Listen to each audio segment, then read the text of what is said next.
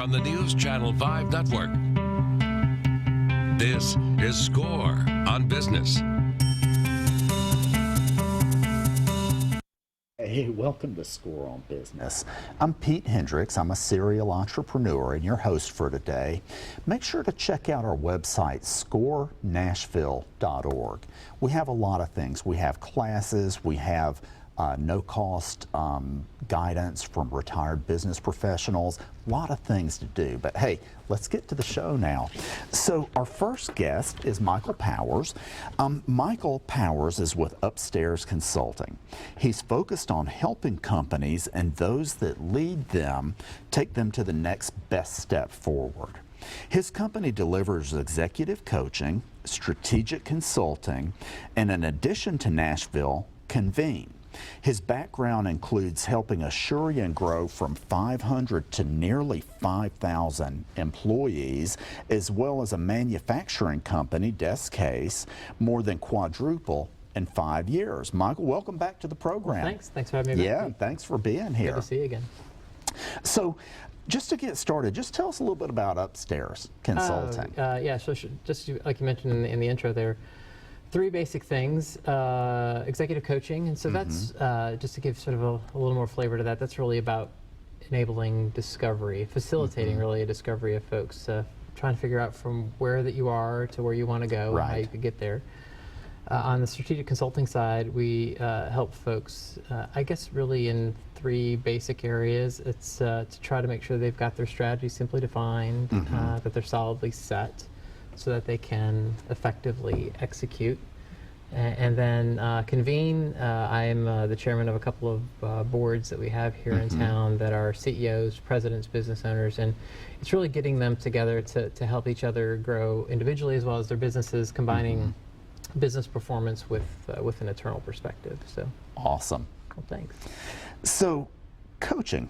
Why would someone want an executive coach? Yeah, the one word I would probably use to answer the question is growth.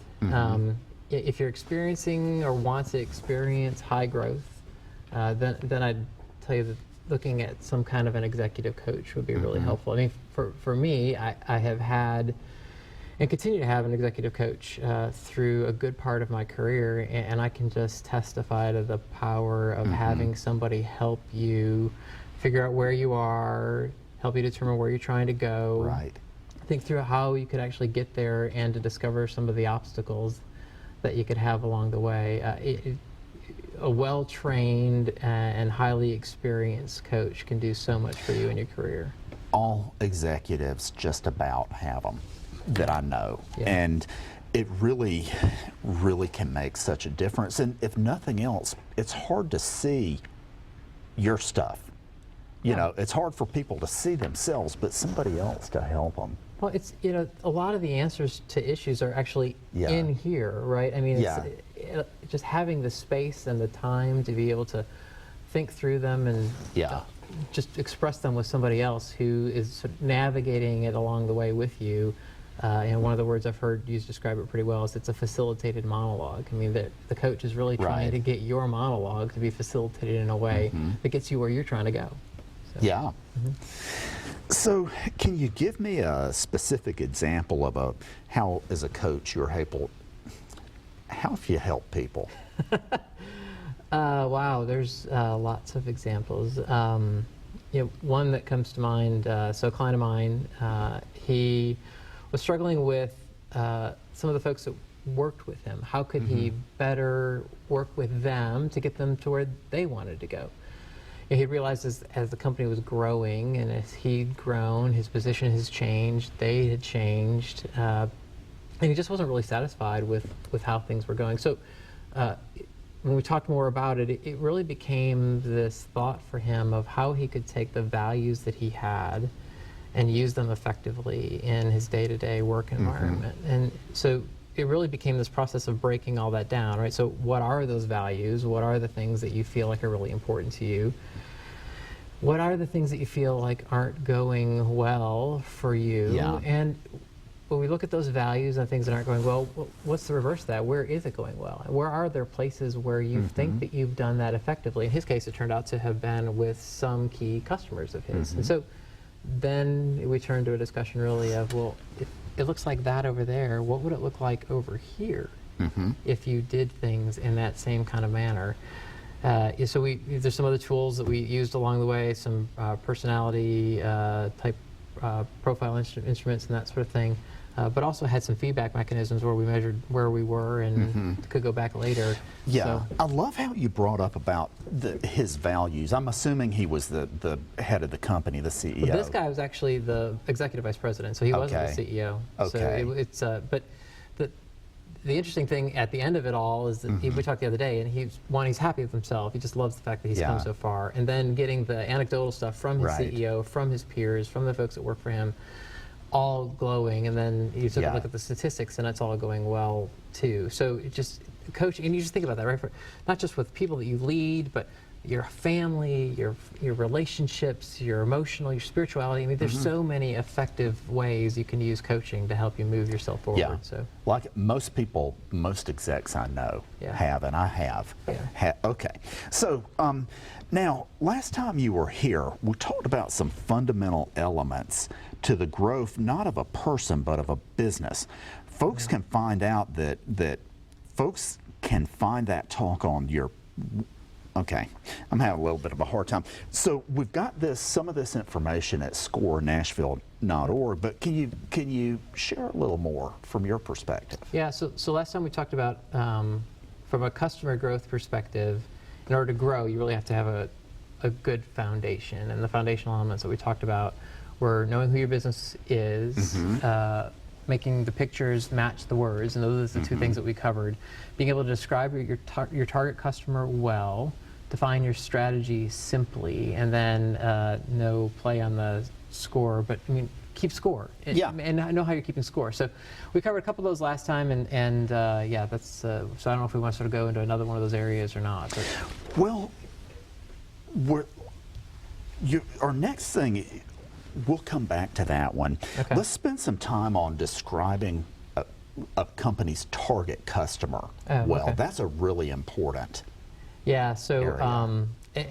there's make a couple of distinctions. One, I'd say there's a big difference between an ideal customer and a target customer. So, you know, ideally, you're going to always be able to talk to, well, Mary is a fantastic customer. She's Yeah. this, and this, right? But there's really only one Mary. Yeah. So, moving it more into a target, you know, what do the multiple Marys look like? And so when we talk about targets, so there's that old phrase of if you name it nothing, you'll hit it every time. So getting a target is really about trying to define who are those folks that you're trying to find day in and day out. In most companies that I've worked with over the years, you know, they've maybe gone as far as being able to describe them from a demographic perspective. So age, income, gender, those sorts of things.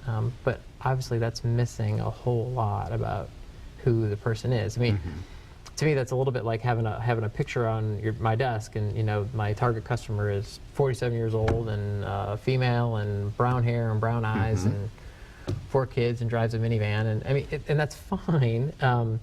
But it's only got 2 dimensions to it. Right. And so I think defining your target customer well is adding a lot of dimensionality to who that person give an is. example? Yeah, so you know, rather than trying to understand a little bit more about their specifics, could you find out more about their values, their beliefs? I mean, in a way, their own set of stories, right? So you need to know who they are, where they've been, what are the things that they're struggling with. So the demographics are fine, right? From an advertising perspective, it's good to be able to say, well, I want to talk to this set of customers. It's more efficient use of your resources and all of those sorts of things. But I don't know how you help your employees talk to a statistic. Right.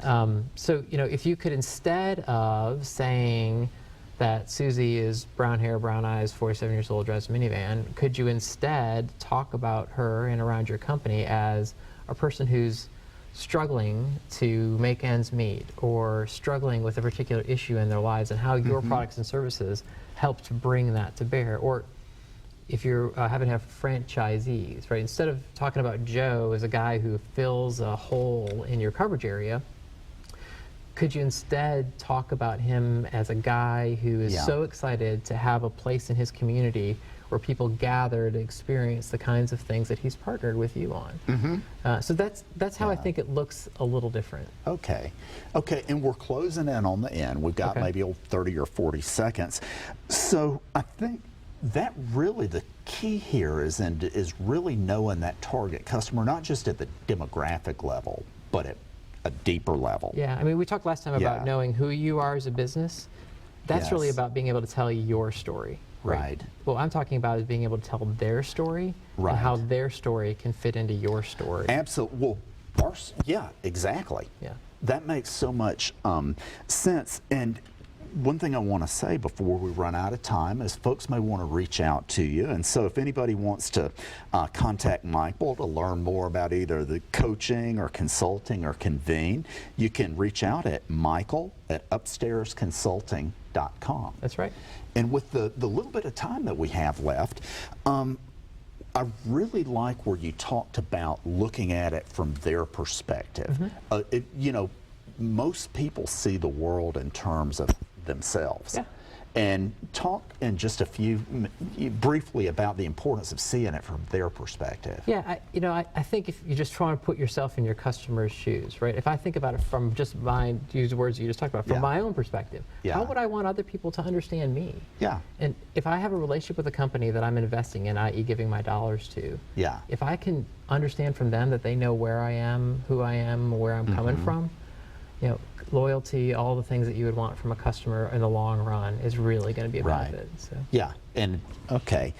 Thank you so much for coming again, Michael. No, I'm glad to have been here. Thanks, Pete, for having me. Good. Okay. Hey, we'll be right back. Remember, scorenashville.org.